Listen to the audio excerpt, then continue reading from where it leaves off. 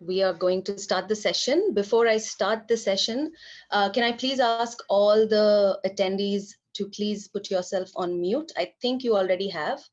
That'll just make sure that this goes on smoothly.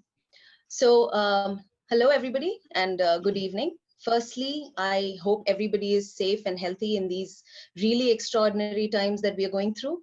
I'm Nisha. I'm going to be your host for the evening. I will serve as the moderator through this session. Just a couple of lines about me. I am a proud mom of 2 daughters, and I work in Bangalore with a healthcare solutions company where we create custom-made training deliverables for our global pharmaceutical clients. And it gives me immense pleasure today to welcome you all to this webinar, which is organized by Kerala IT, especially on the occasion of Women's Day. So, as you know, the topic we will discuss in today's session is self-care and well-being in these challenging times. The idea is we hope that all of us can find something very tangibly useful from this session that we can think about, help solve a problem probably, apply in our lives, especially in this day and age when mental health seems to be more in focus, with conditions such as depression, etc., that are being talked about more openly in society. And I think that's a great shift that is occurring in our society as we speak. So before we start the session, I'd like to start by saying a few words about Kerala IT. Kerala IT is a government of Kerala initiative that provides premium quality infrastructure space at various strategic locations spread across the state. Kerala IT follows a hub and a spoke model, where the hubs are Technopark Trivandrum, Infopark Kochi, and Cyberpark Kozhikode. And satellite centers are the spokes that are being developed at Kollam, Cherthala, and Koratti. Now, since it's Women's Day, I think it's pertinent that we speak about women in IT, especially in the state. So as per the IT department's estimates, there are at least 50,000 women professionals among the 1.2 lakh employees in the various IT parks across Kerala. And we've seen a sharp rise in the number of women employees, especially after the pandemic has struck. So I think it's all the more reason that this webinar is quite relevant, especially since a lot of women have to do very great balancing jobs between, balancing acts between their jobs and their homes. About today's session, we have a very good all-women panel. Our speakers today are Lily Paul, Sajina John, and Jessie Jacob. They're all accomplished, distinguished women in their own fields, and they're seasoned professionals. While the session is on, please feel free to type into chat any questions that you might have. We will take up your questions during the Q&A session, which will be at the end of the talk. So let me introduce the panelists to you a little bit. So Lily Paul is a marriage and relationship counselor and a life coach. Building resilience and empowerment have been strong elements in Lily Paul's 20 plus years as a professional. As a counselor, she works with various couples, families, individuals to build empowerment and connection. And as a coach, she seeks to empower individuals to meet their professional and personal goals. Our next speaker today evening is Sajina John, who brings over 2 decades of experience in the areas of talent solutioning, HR operations, HR transformations, and teaching. She has actually set up development centers, shared services, and centers of excellence from scratch. While not working, she enjoys spending time with family, traveling, exploring cuisines and farming. And you'll be interested to know that she was the recipient of the 2021 Karshagashri Award for High-Tech Farms. And last, but certainly not the least, we have Jessie Jacob, who is an architect with a successful architecture business who's now turned to wellness and leadership.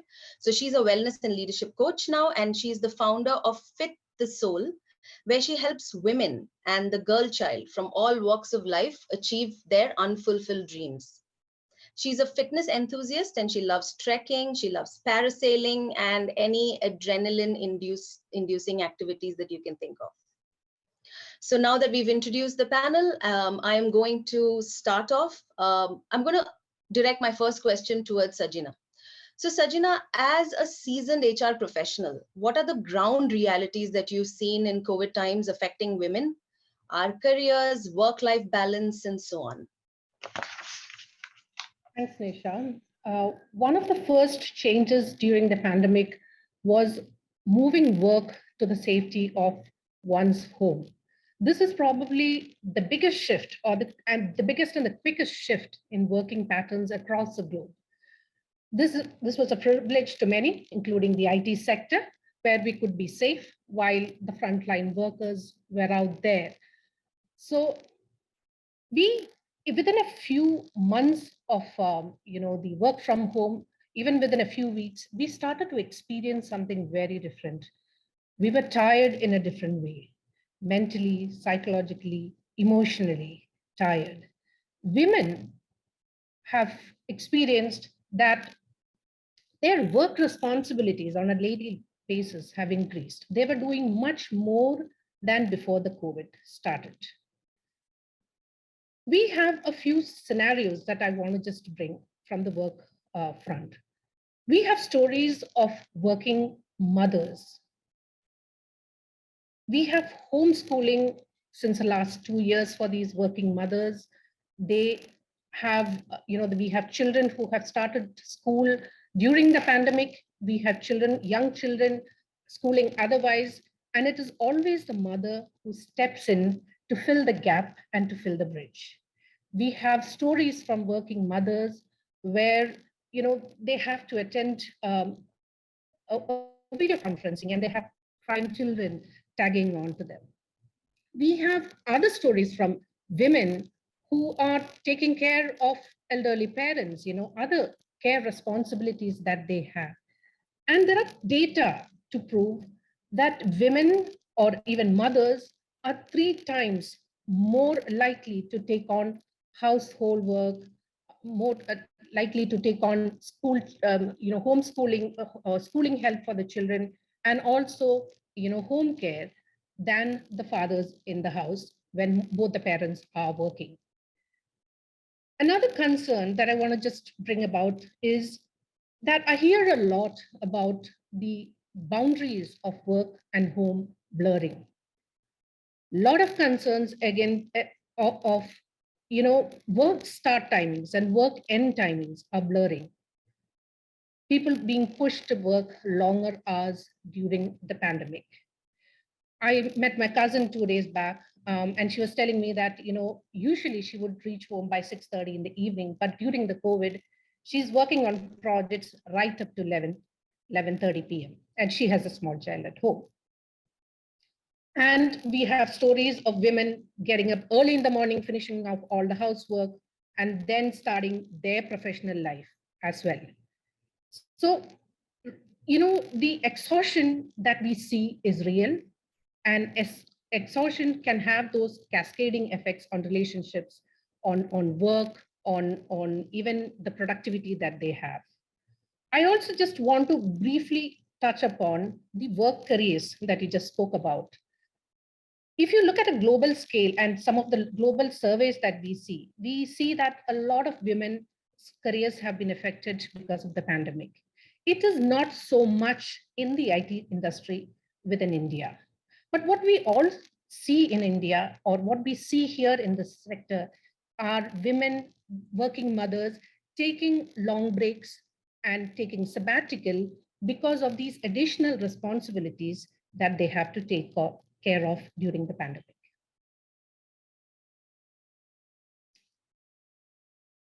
Yanisha?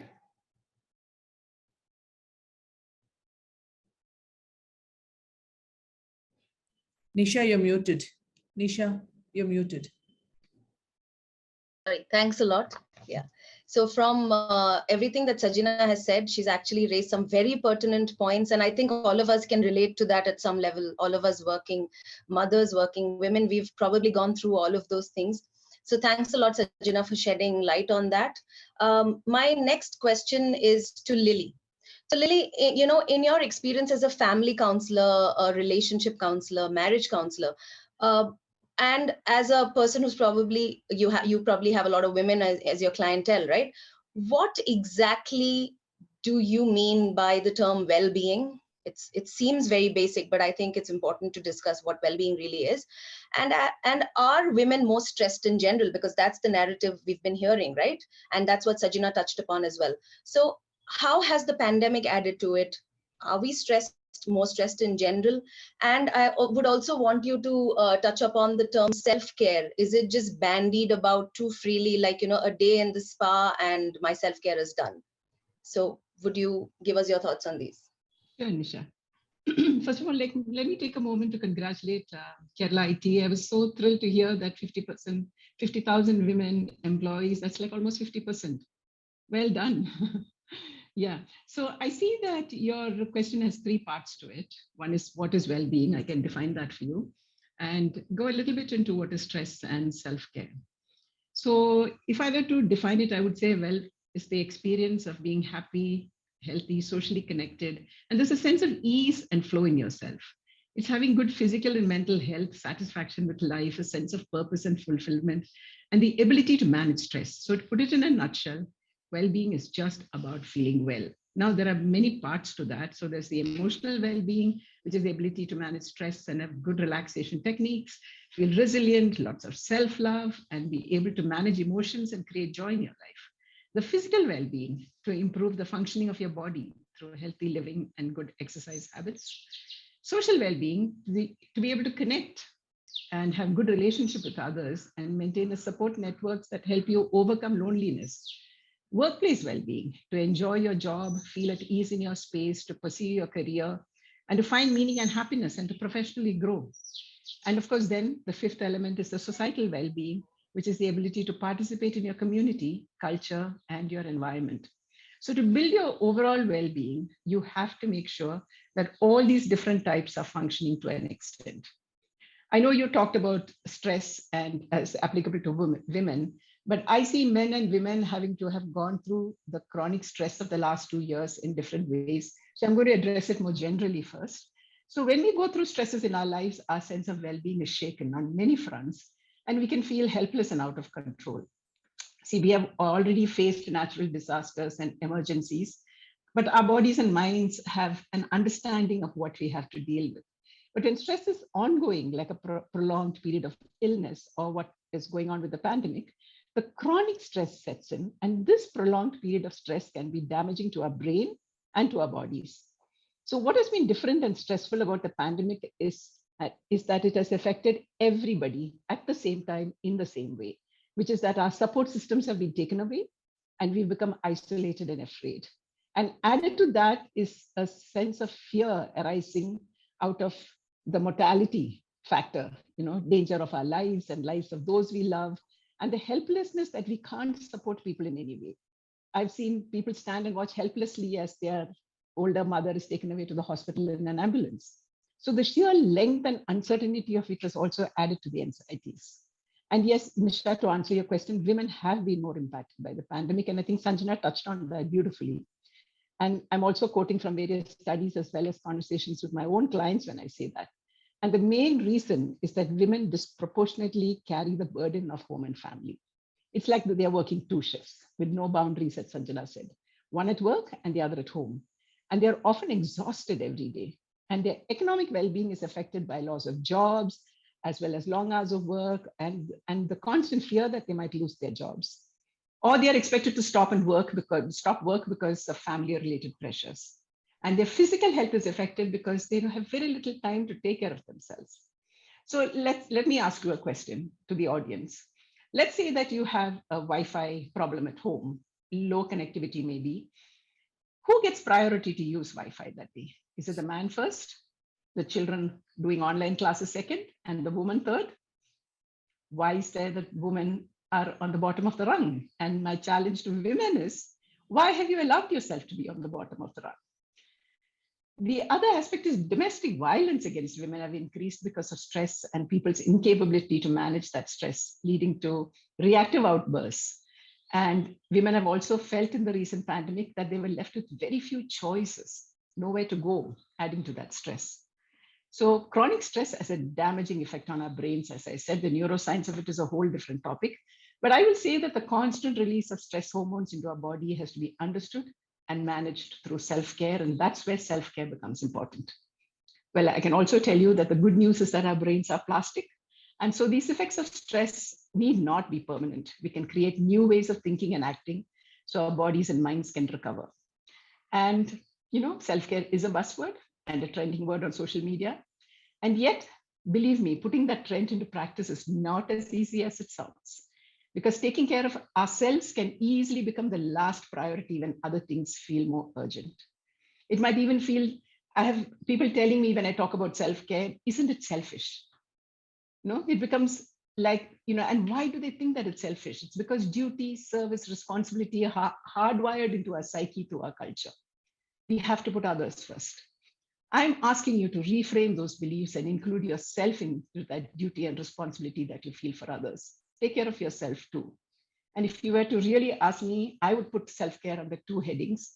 One is to prioritize your energy, and the other is to prioritize mental health. So that the benefits are not only for you, but for everybody around you as well. Because when you feel drained and stressed out, believe me, you can't nourish anybody around you. I hope that answers all your questions, Nisha. Yeah, that was really, thanks for that. And my major takeaway from what you said is that women, yes, are disproportionately taking on the major burden of family, work, and everything. And we somehow tend to put ourselves at the bottom of the rung, probably because of social conditioning. And we should really not feel guilty about taking care of ourselves first as well, because we are equally important and worthy, right? I want to bring in Jessy at this point. Jessy has, as an entrepreneur and somebody who's actually a two-time entrepreneur from what I know of, at least, and somebody who's worked throughout your life. You've balanced work, you've balanced a home, and you're passionate about empowering women. So what do you think, Jessy, according to you, are the specific wellness factors, okay, and the social conditioning that limit women from reaching what we call the C-suite, or like the leadership positions that we see right now in India? Okay, so thank you, Nisha, for inviting me to speak on this. 5 years ago, I was in Trivandrum. I'm originally from Trivandrum. So for me, I always say, though I live in Bangalore, my heart beats in Trivandrum. So I was in Trivandrum and I asked a cousin of mine, who are the power women of Trivandrum? And she could not name any. I asked her, who are the powerful men of Trivandrum? From Shashi Tharoor to Sajan Pillai to Mr. Matthews of IBS. So all the names just came pouring down. And that really distressed me. So I said, okay, so that means it's a much bigger, deeper problem. So I actually did a lot more research. When you say women are 50%, almost 45% of the workforce in the tech parks, the sad fact is that at entry level, they're almost 40 to 60%. At the C-suite level, we are 1.2%. So that really distressed me. And then I checked out and I said, there are so many IAS, IPS women in Trivandrum. Before the floods came, nobody knew them. During the flood, the big floods, yes, all the IAS officers' names came out. So, but why do we have to wait for a catastrophe of that scale for the women to be counted and for their names to come out? So I did a lot more research. So, and I found out 3 factors. Why do women have difficulty getting to the C-suite? So one is your kinetic energy. So when Lily talked about prioritizing your energy and prioritizing your wellness, so let me talk about the energy. So one is a kinetic energy. Kinetic energy is the energy you run with. All you techies will know this kinetic energy and potential energy. So what happens is that after we join, after a little while, as we become mothers and daughters-in-law and all of the things about put together, we are doing double jobs. So our kinetic energy is actually low because we are doing night job, day job, everything else. For the man, the kinetic energy is about 80-85%. For the woman, it's about 45%. Second is potential energy. Potential energy is the energy that we store. For the guy, it's above 90. So it's 92%. The woman is running on empty. She's just stretched herself so thin, there's nothing left in her. So her potential energy is 5%, 7%. The third thing is training, upskilling, learning new skills. So when they join, the woman and the man are the same because they've come back fresh from college and they're equally smart. As we go along, when this lady is doing double jobs, the guy has time to upskill. So he works on his skilling and his other skills that are required to move to the next level and the level after that. So when we are moving from mid-management to senior management, the guy has like 60-70% on his upskilling, and the woman is about 30%. So here we have kinetic energy, 85%, 45%. Potential energy, 92%, 7%. Upskilling, 65% and 35%. And then, so here we are, mid-management, we are heading out to senior management. The guy makes a leap and the woman makes a leap. Oh, we are an equal opportunities employer. She didn't make the cut. But the point was that her kinetic energy, potential energy, and her upskilling were not on par. So we were not comparing apples to apples. So what is my job as a company that wants to empower women? We are working on filling that kinetic energy, potential energy, and the skilling. Okay, so we are trying to work on those factors so that these are all part of your wellness. When Lily and Sajina spoke about the problems and Lily came up with the solutions, we are also talking about what is it. So it is all of these. So if you can actually break it down to kinetic energy, potential energy, and upskilling, figure out where you are on all of that, you will realize why you're lagging behind. Why this 45 to 60% at the entry level becomes 1.2%. But it's global statistics. It's not like special to Kerala or India or whatever. So my whole aim, as with the soul, is we create women leaders. We want to create more women at the C-suite. We want to reach 1 million women by 2030. And we want to work on their kinetic energy, potential energy, and their upskilling. So does that help, Nisha? Yeah, I'm sure these some of these terms that you used in the definitions, the way you explained it, I don't think people would have thought about it in that format specifically, though we have ideas about these things. But thanks for, bringing it out so clearly in what you just said, and that does make sense. So I'm going to circle back now to Sajina back again. So just to remind the participants, Sajina is a seasoned HR professional. So my question to you, Sajina, again is, we have so far been talking about this is how the situation is. Women are running on almost empty. Women are not reaching the C-suite. Women are being stretched thin, etc.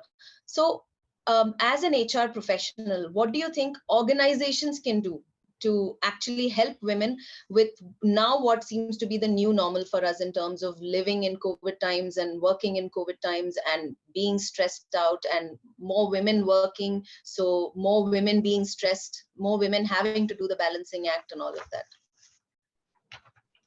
Sure. So let me just start by saying that wellness has been pushed to all leaders' agenda during the pandemic. So it is very important that the organization focuses on the wellness of the employees as such. But just moving to this topic of women and wellness, every organization today is moving to a more diverse and a more inclusive work culture. And that will solve many of the challenges that we just spoke about. But I want to touch upon 2 points. One is flexibility at work, and also building a culture of trust and empathy. Now, if you look at some of the global surveys from last year, we see that for women, work-life balance has been a concern with retention in the organization and also progression in the organization. Now, when we talk about flexibility, we are talking about people having very open conversations about flexible schedules with their line manager or with their leaders. And these are manageable flexibility that works both for the employee as well as the business.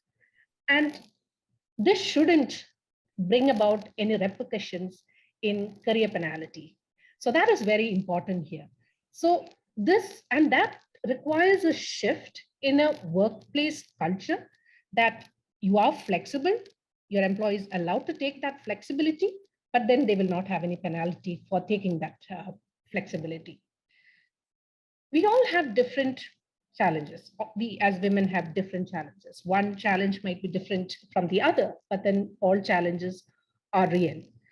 And the power to speak out, the power to voice that, and a compassion and an understanding from the other side, which is the, your line manager or your leader, is very, very powerful. As a manager or as a line manager who has women employees with them, it is very important to have that touch point and to ask, how are you doing? Are you okay with the schedule? Is this working for you? I mean, every woman will have a different family situation. Is that working for that woman or not? So that open conversation is very important. I also want to bring about a bit of performance into this. Everyone's well-being, it attached to personal development and that personal satisfaction in career growth. So it is very important that one discusses that with their line manager on what are the performance expectations. Because during COVID, it might be very ambiguous otherwise. And there is no room for ambiguity during a virtual setting. So it is very important that that is discussed and that transparency is brought about in how that performance is being measured. Also, it is very important for the managers to have a very empathetic and trusting attitude towards them, because you don't see directly during a virtual setting what that person is doing, but you'll have to trust that person has been meeting the expectations and obviously can go with all the metrics that are set to evaluate the performance. I also just want to briefly touch upon, the unconscious bias towards women in caregiving responsibilities. Everyone has their own prejudices and everyone has their own perceptions about these matters. But it is very important for the organizations to address these unconscious bias so that we have a culture of acceptance, of inclusiveness, and we can accommodate the diverse input that we are bringing into the organization.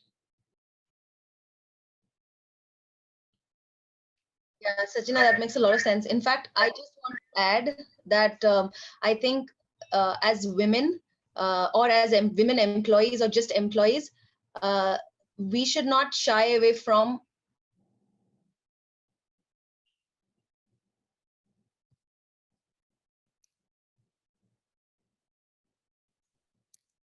a good thing to have an open conversation with your line managers, with your HR, and there's really nothing wrong. Namakku nammadaya rights undu, right? So we are not bound or to anything as a slave or anything, but we need to have good work conditions, etc. So there's really nothing wrong in having a very good, open, communicative dialogue and line open, right, with our line managers. That's just something I wanted to add to what you said. Absolutely. All right, so again I'm going to go back to Lily now. Lily, and again for the participants, Lily is a relationship counselor based in Bangalore. So Lily, how can, since we spoke about well-being, since you last spoke about what well-being is and what we mean by self-care, what are some tangible ways in which women can proactively take care of our own well-being, firstly? But even before that, I think, how do we recognize the need for us to take care of ourselves, given all the social conditioning, given our work schedules, etc., etc.? And how do we not fall into the superwoman trap? That's a term I have a problem with, because a woman is supposed to be a superwoman who can multitask, who can do this, who can do that, and everything under the sun, which I personally think it's a little unfair. So how do we not fall into this trap? How do we take charge of our own well-being, and what is the need to do so? So can you share some practical ways of us doing this? Okay. It's interesting that you talk about superwoman, because believe me, I've come across very few women, or I've come across no women at all, who think that they are superwomen. Okay. It is the lens with which other people see them, because they are accomplishing a multitude of stuff at various levels. Women themselves say that they're pretty drained out with the amount of responsibilities that they have. And which is why it's important to go back to what I call self-care. And it's a passionate subject with me. So bear with me when I walk you. It might sound a little long, but I want to leave the audience with some ideas. So to go back to the 2 points that I mentioned, which is recharging yourself and prioritizing mental energy, I'd like to take a look at 4 to 5 aspects under each of these, so you can create your own toolkit of what you think is good for self-care. And through my years of counseling, I've realized that when I apply this holistically, when people apply this holistically into their lives, it makes a tremendous change and a shift in their positive outlook, in their energy, and the way that they are handling their lives. So let's look at energizing yourself. Of course, the obvious requirements are food and water. So are you getting enough of both? Because a lot of the time, people just forget to eat and stay hydrated. And I always tell, especially women, always have a water bottle with you at work on your desk so that you can keep sipping. If you start to feel thirsty, then you're already dehydrated. So when you're not eating on time or drinking enough water or staying hydrated, then you can feel drained, lethargic, lightheaded, irritable, and feel completely depleted of physical and mental energy. And that's not a state you want to be in when you're juggling so much work. Also, are you getting enough rest? By rest, I don't mean just sleep. Rest includes time during the day, a break from feeling like we need to do everything. Turning phones off, maybe, prioritizing our peace, sitting in silence, spending time with people who energize us, and maybe avoiding those who do not, and doing absolutely nothing sometimes. Learning how to rest is very important for our mental, spiritual, emotional, physical well-being. I can't emphasize more on that. Exercise. Don't exercise only to burn calories or lose weight. Instead, work out for mental health and move for the sake of caring for and energizing yourself. Exercise in general releases endorphins that boost your mental health and help ease stress. So fit in some kind of movement every day that you look forward to, whether it's dancing around your living room, going for a run or a walk, or doing yoga. And there's something that I want to share here personally, which is that in 2020, in April, when the first lockdown happened, and for almost 2 months, we were stuck in the house, I live alone. And it was a terrifying time for me about how I was going to manage. And most importantly, or most concerningly, I couldn't go for my daily walks, which kind of really anchors me in nature. And so I asked myself, what's the next best thing? What would I tell a client if the client said that to me as a problem? So what I did was I called up my sister in Bombay and I said, listen, we are exercising together every day. So we made this pact, and every evening at 7, we'd get onto a video call and dial into the same dance exercise class for 30 minutes. So we were having so much fun. We were dancing to music. It was a dance exercise class. And believe me when I tell you that those 2-3 months, those sessions with my sister helped me keep my sanity. And so do things that you love, people, because when you do the things that you love, then it increases the energy within you. Is it gardening, reading, painting, or creative stuff with children? And I'm saying this to both men and women. It de-stresses you and leaves you with more energy when you create things. So enough about energy. And I'm so glad I have those statistics, Jessy, about kinetic and potential energy. Thank you for that. Mental health. So what can you do to prioritize mental health? And I'm going to take a line from Sajina here and say that I'm putting boundaries at the top of the list, learning to say no. So setting boundaries is essential to a healthy life, but it's a skill that very few of us learn. Look at what you can tolerate and how much you can do without draining yourself, and set your boundaries. And also set internal boundaries of what you will do, like turn off TV or turn off social media. Learn to say no when someone asks you for a favor that you know will make you stressed. You don't have to be a superwoman.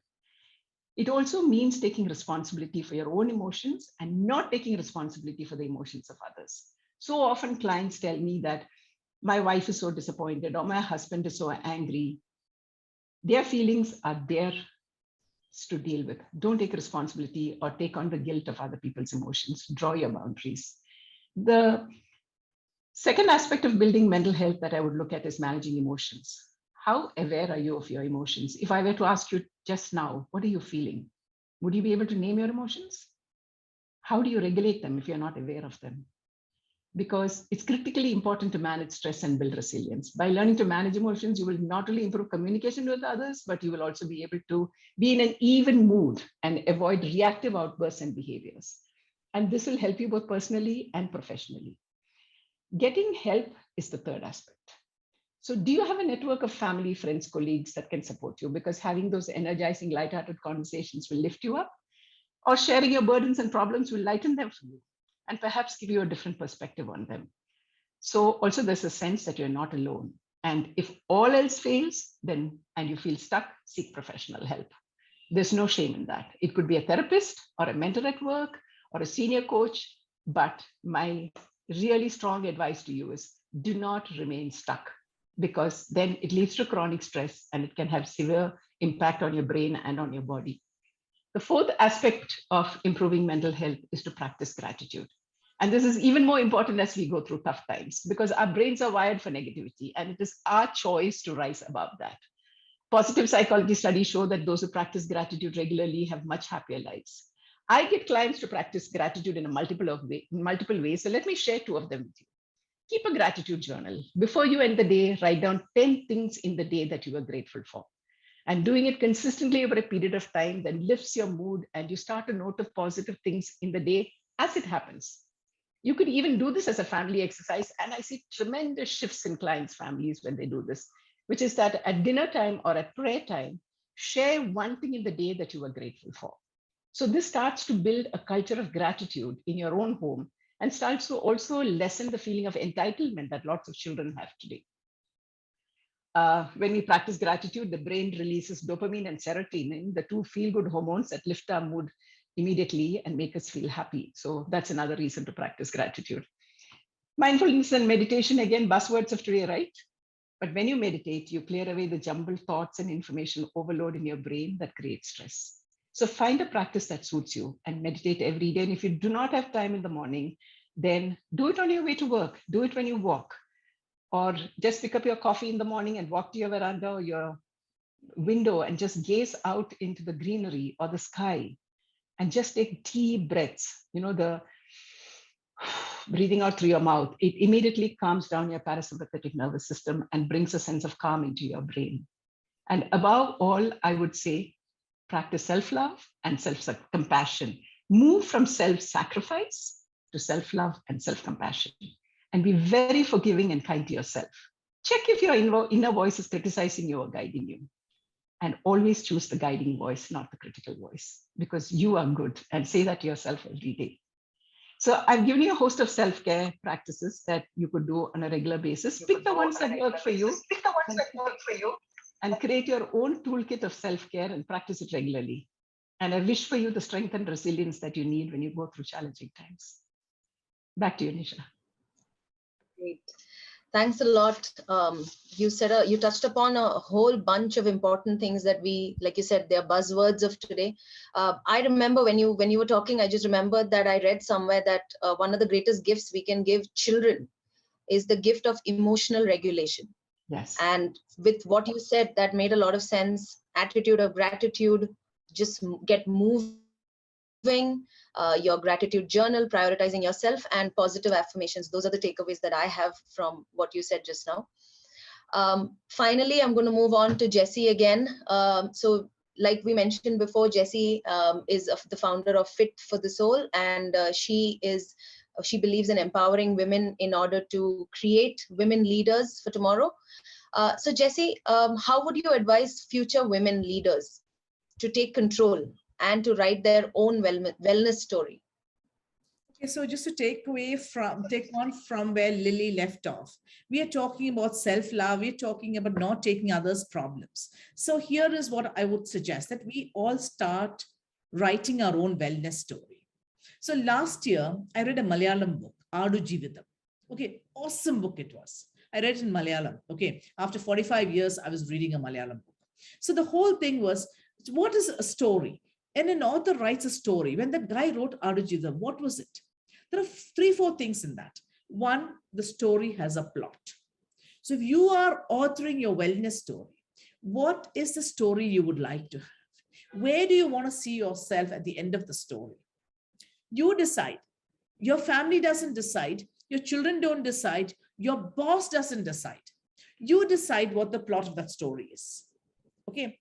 You decide the highs and the lows. Okay. And you decide the topics. And most importantly, you decide the characters. So as an architect, when I was practicing, there were 3 people that I used to keep talking to three of my clients who I used to keep asking for, just to brainstorm about what I should do with my business and all that. Much later, when I was working to become a wellness coach, I realized that you are the average of the 5 people that you're always talking to. Okay, so those 3 people were all Ivy League and all of those kind of people. And I think, wow, my average was really high when I was talking to those 3 guys. Maybe their average came down talking to me. But the point is that you decide who your characters are going to be.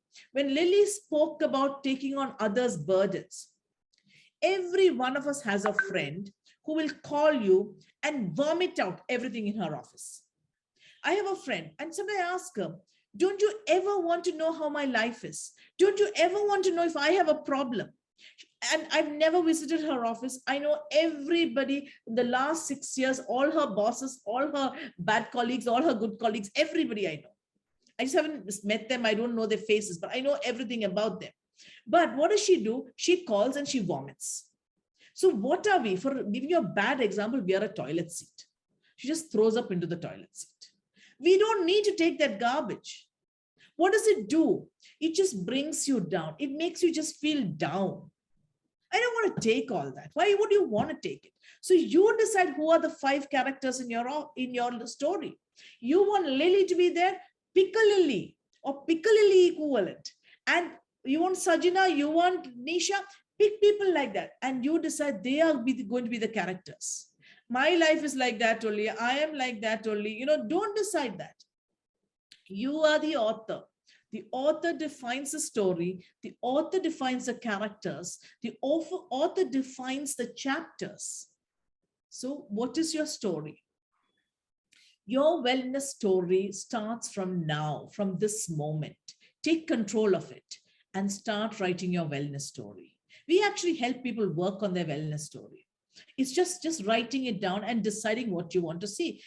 And I also do this exercise of write a letter to your future self. So you are writing a letter to your future self 2 years, 5 years from now. What are you writing? Who are you writing to? When the pandemic started, a client of mine called me and he said, Jessy, where do you see yourself 15 years from now? I had never thought about it. I said, I want to be a speaker in Davos. Okay, the World Economic Summit. He says, go for it. So what do you want to do? He says, go empower 200 million women and come back. I said, what? How many zeros is that? He says, forget how many zeros. You can do it. Go do this. This is my old architecture client. This was the time when we were doing a whole lot of seminars in Trivandrum. We were planning a 1-year program in Trivandrum. We had our sponsors. Everything fell to the cracks. And I was sitting there figuring what to do. I was cleaning bathrooms and cleaning the floor and, trying to figure out what to do with my life. And this client of mine told me, go empower women. I thought through it. And we decided to do 1 million women. I didn't do 200 million, as he said, 1 million women. So, but that's the thing. That's a story I'm writing to my future self. I have created a 200 million women tribe for 2030. And I'm working towards it. Every single day I think through this. So what is your wellness story? What is the future self that you're going to write to? Think through this, ladies and gentlemen, and have a fun week. Thanks, Jessy. So we have listened to all of you, and I think we've gained a lot of clarity on a lot of things. We've spoken about, at least we've started the conversation about a lot of topics that are very necessary for today. I would request the participants to please type out questions if you have any. And while we do that, I'd like to take on one of the questions that has come up, and any of you can answer it. And it's a question I've had on my mind as well. While we talk of all this wellness and self-care for women and the stress that women go through, how is it that the men in our lives can actually contribute towards women's well-being and help us take care of ourselves? Can I answer it from a counseling perspective? Sure. Okay. Sure, please go ahead. That would be wonderful. I want to start with a story, which is that I was visiting a friend in Cochin, and her daughter and son-in-law were also visiting at that same point. And her son-in-law dropped something on the ground, broke it, and he walked off inside the house to get a broom to clean it up. And when he came out with the broom, my friend, who's the girl's mother, grabbed the broom from his hand and said, and this is exactly what she said. She said, "Aanangal chool eduthala avaru choolai povu." So if there's anybody on this group that don't understand Malayalam, it means that if men use a broom, they'll become idiots. So I think the first thing to do is to break the taboo and the beliefs around what are gender roles. Because we grow up in a culture where we think that men have the rights and women don't. So can we break those taboos? Can we break those beliefs to create equal opportunities for women and equal decision-making? Can men and women come to the table at the same time? And that would be my first point about how men can step up. So I would say to all the men who are on this call that take care of your wife, your sisters, your mother. Are they being treated as equals? Because you can't change the world, baby, but you can change your world. And picking up from what Sajina said about line managers and paying attention, think of your colleagues. Are women getting the rights that they need at the workplace? And so that's the attitude first that needs to change. And when the attitude changes, then the actions will follow because you believe that both have equal rights. Okay. Secondly, no work that is demeaning. And so be prepared. Have an eye on the women in your house. Are they mentally and physically feeling okay? And if not, how can you step in and help and take on some of those burdens? Because if you love, then you also have to care. Those are really great points, and I think you've touched on everything that I had in my mind as well. There is a very pertinent question from one of our attendees. She wants to know if there's any counseling centers currently in Trivandrum with a 24/7 hotline number to help women when they feel stressed and depressed. Jessy has written in the chat that she can reach out to Lily and Jessy for related information. So is there anything more you want to add there, Lily or Jessy? I don't personally know of any resources that are available in Trivandrum, but knowing the IT park and everything that you said about it and the Kerala government, I'm sure there are facilities and resources. Maybe Jessy, would you know? No, what I was trying to say was that you don't really see now everything is hybrid. So why do you want counseling center to be in Trivandrum? Reach out. We can connect you to counseling centers anywhere. What you need is a person who's empathetic, who can listen to you and who can work with you. It's not that you need to be there for them to be physically there. We have to get out of this whole thing because physically there, you may have taboos on going to a place like that. You may want to, you may not find the right person. So I'm saying reach out anywhere and find the right place that you work with. It's a good point, Jessy. So yeah, do reach out to Lily and Jessy, and I think they'll be able to connect you or they'll be able to talk to you and help you. Yeah, I just want to add that they might want to reach out to their organization as well, because many of the organizations have tie-up with wellness centers and counselors during the pandemic, and those can be very helpful for them. Oh, nice. Sure. I just want to check if we have any time to take any more questions. If anybody has any more questions, we can do that.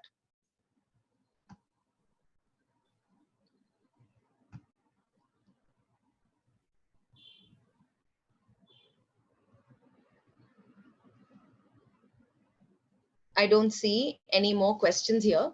So I think safe to say that we can wind this up. Any parting comments or ideas from what we've shared so far from the panelists? Oh yeah, Rajni wants to know if we can get the FB or Insta account links of Sajina ma'am, Jessy ma'am, and Lily ma'am. Mine is fit_the_soul. I did put it on an earlier chat, so I'll put it in again. Yes. My LinkedIn account is Sajina John. Yeah, and my LinkedIn account is Lily Paul. So I put mine if it's fit_the_soul.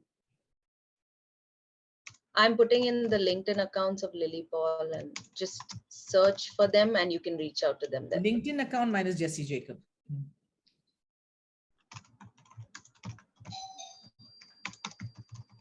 Does that answer your question? I hope that answers your question, Rajni. Yes, I have checked the Q&A. Just give me a second. There's one question that has just come. Yes. Yes, there is a question from an anonymous attendee on some tips to reduce screen time. I think that's a great question. Can I answer that? Go ahead. Sure. Okay. So here's what we do. When we teach people to upskill, they say, oh, we don't have time, we don't have resources, we don't have all that. So if each of us pick up our phone and check it, our screen time is 3.5 to 5 hours. Okay. So here's just a little trick. If you want to learn a new skill, if you want to be Michael Phelps in swimming, you need 15,000 hours of swimming. But if you want to just learn how to swim from one side to another side, just learn a stroke, it takes you 20 hours. But okay, let's say we are all slow learners. We want 30 hours. If you want to learn 3 skills in a day, it takes 90 hours. If you divide 365 days by these 90 hours, it is 15 minutes. Okay, so one thing you can do is that if you steal 15 minutes from your screen time, especially your class WhatsApp groups, you will easily get that time. The second thing is that I know you all read about it. 1 hour before you go to sleep, you have to turn this phone upside down. Cannot look at it. The other thing I realized was early morning, first thing, I would take this phone and go into the toilet and then read all the rubbish. And you've already filled your head with junk first 5 minutes of your morning. So now I do not pick up my phone for half an hour after I wake up. Till I finish with my loo and everything, and I get into my gym clothes and I finish reading my Bible and praying, I do not touch my phone. Get some good thoughts into your head. Bible, whatever you want, you meditate, get those thoughts first thing, not your rubbish WhatsApp news, which is mostly fake and mostly repeats. So I would say these are 2 ways, and just decide not to respond to your class groups. But sometimes I just sit there and say, okay, I'll just respond for 5 minutes, and before I know it's 1 hour. You will time yourself, set an alarm if you get on your class WhatsApp groups. In 7.5 minutes, you have to get out of there. This is good for your soul. Can I also one thing I did recently was, I'm sorry. I was saying that one thing I did recently was I logged out of my Instagram account and I uninstalled the app so that I don't mindlessly scroll multiple times a day. And honestly speaking, I haven't missed it. So if that helps anybody, that's a good tip as well, I think. Okay. Yeah, go ahead, Lily. I will just go back and re-emphasize one of the points that I said earlier, which is that find things to do. Because when your mind is busy with creating stuff, then you have less time to look at the screen. Find more creative ways to spend your time and pick up a passion or a hobby that you love.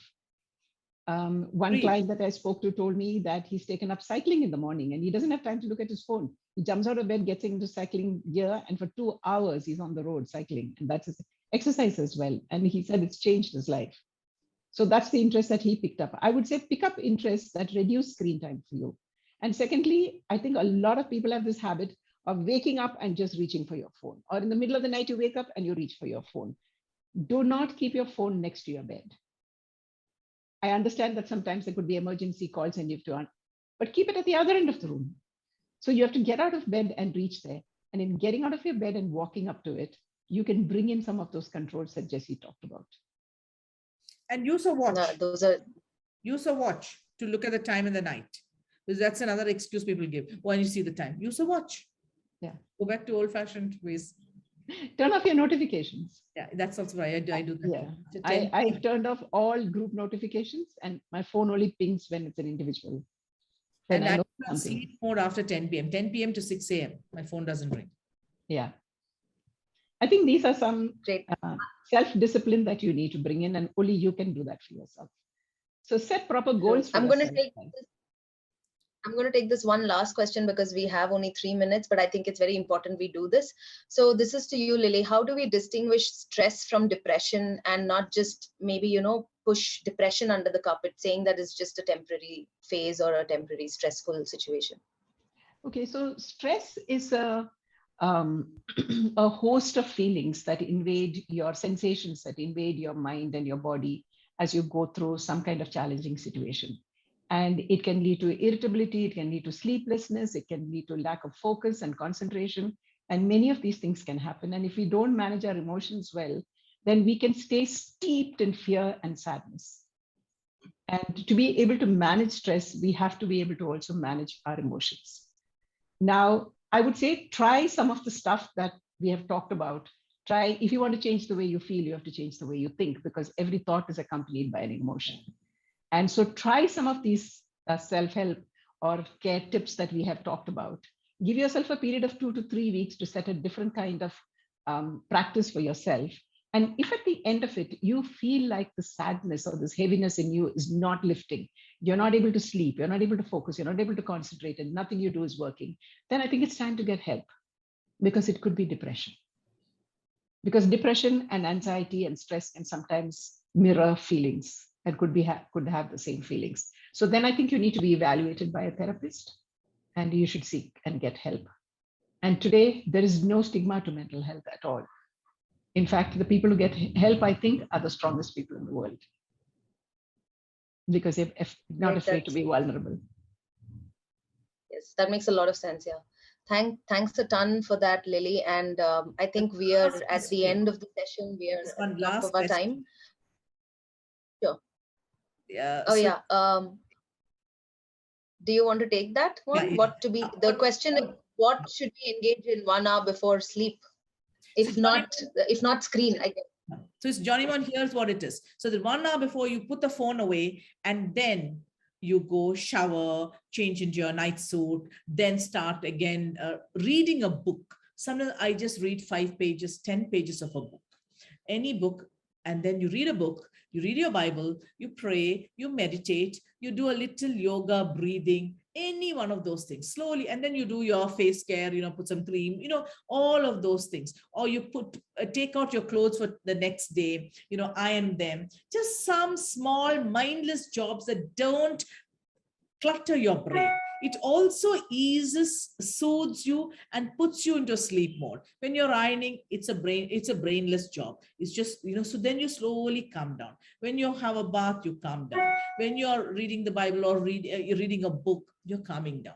Slowly, all of that takes 1 hour. It takes a little practice because you're dying to get your hands on the phone. Like I keep it on the dressing table, which is away from the bed. So you don't have any, and I put my specs away. If I'm not reading a book, I put my specs away. So then you are not tempted to read. So you have to make it a point, I will not take it. Like you tell your children, you cannot touch the phone. So you tell yourself, my phone has been confiscated. I cannot touch it. We all understand that, how we confiscate our children's phones. So that's what you could do, Johnny Mond. Sorry. Yeah, sorry, Thank you. I would add to that and say that it's important to have the same routine every night before you sleep, because then your brain associates that with sleep. You're conditioning your brain to think that these routines mean sleep. And so it's possible that your sleep quality will also improve. Yes. Great.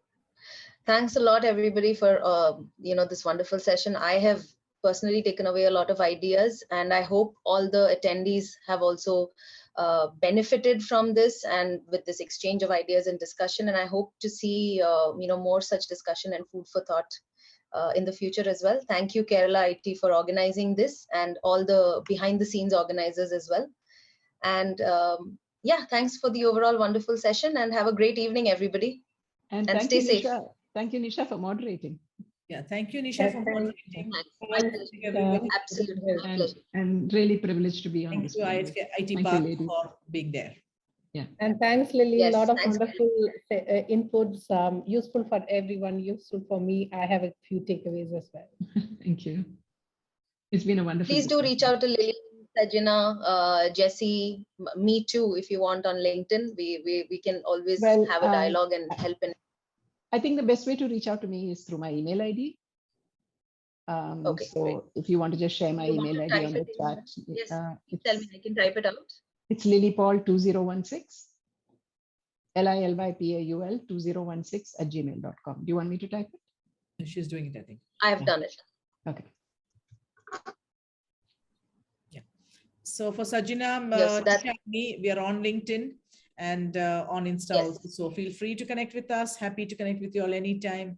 And with the soul, we do many programs for women all the time. And for me, like I told you, my heart beats in Trivandrum, so I'm there all the time. I'm there this weekend too. I'm doing a program with CET. We're starting a 1-year program with CET. I'm from CET, incidentally.